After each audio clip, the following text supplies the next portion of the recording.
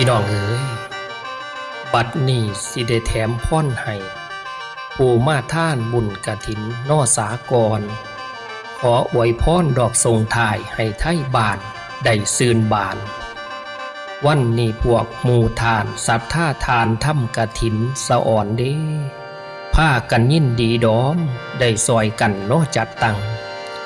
กะเพื่อหวังบุญให้นำไปบาทลดซัวบ่ได้เกี่ยวเกือกกลัวทางกรรมมนุษย์คนมีเจ้าภาพเป็นตนผ้าหมู่จัดงานสาธุเด้อ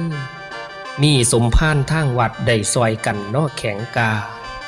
ผ้าประชาชาวบ้านจัดงานดอกตกแต่งถึงย่ำเศร้าถึงย่ำแล้งบ่ได้หยุดอยู่นิ่งแสวงสร้างดอกส่วนบุญสะอ่อนเด้เฮ็ดขนมข้าวปุ่นบุญใหม่นำใจปันอุตสาห์ทนผ้ากันแต่งของนอเตรียมใบมีปัจจัยมีผ้าบริขารนอครบเครื่องผู้ฟังเอ้ย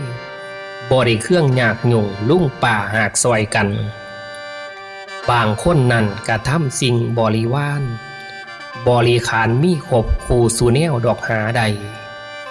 หาแนวใดกวนแท่ทางกฐินหามาใส่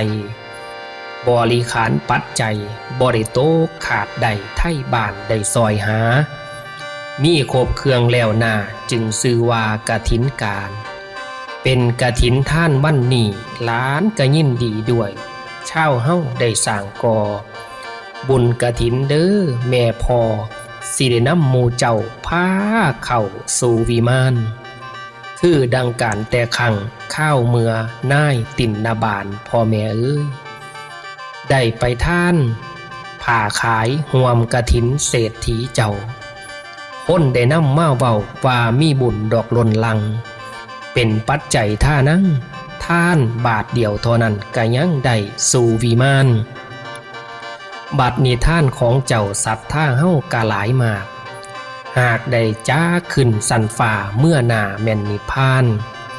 อีกอันหนึ่งไผท่าน10หรือท่าน5ตามศรัทธาบริวารเด้อ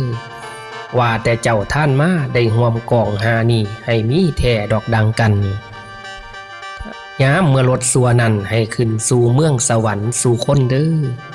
ให้เจ้าไปนำกันคู่สู่คนดอกเด้อทานกฐินท่านของเจ้าให้นำเอาดอกมมฟังถึงบอนนิพพานัง